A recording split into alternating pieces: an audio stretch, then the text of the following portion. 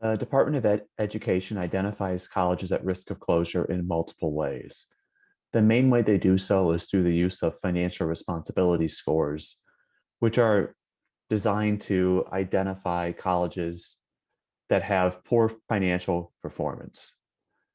They also identify colleges based on heightened cash monitoring, which is tied to financial responsibility scores, but can also identify colleges with severe audit findings, program review issues, or accreditation concerns.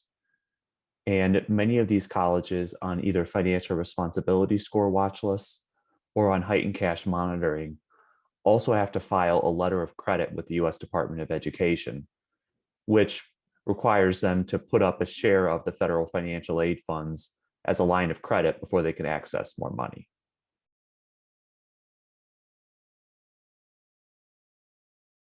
The biggest limitation of financial responsibility scores is the delay between when the data are collected and when they're actually useful.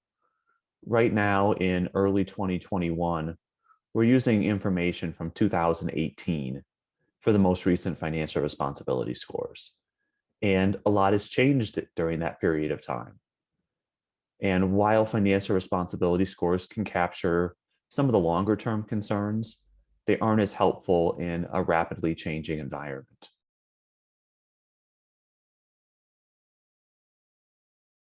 Most colleges at risk of closing are very heavily driven by student enrollment. And as a result of that, student enrollment is a really good real-time measure of colleges' financial health.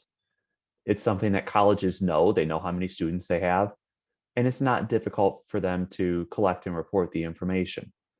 They can also report some real-time information on how much debt they have outstanding, if there are any concerns, student complaints, lawsuits coming, and they can also provide a quick snapshot of trends in revenue even before the audited financial statements come out.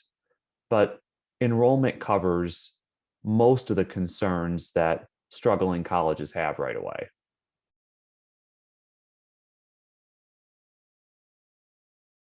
The pandemic makes financial responsibility scores more difficult to use in the short term because colleges took a 1 or 2 year financial hit.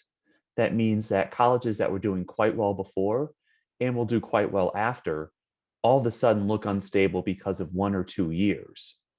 And at the same time, colleges that were struggling, they'd still be shown as struggling. You're just widening the pool of colleges viewed as at risk. And it's difficult if you have, say, a third of higher education seen as at risk in 1 year to do something, when really it's a small percentage that are truly at risk of closure.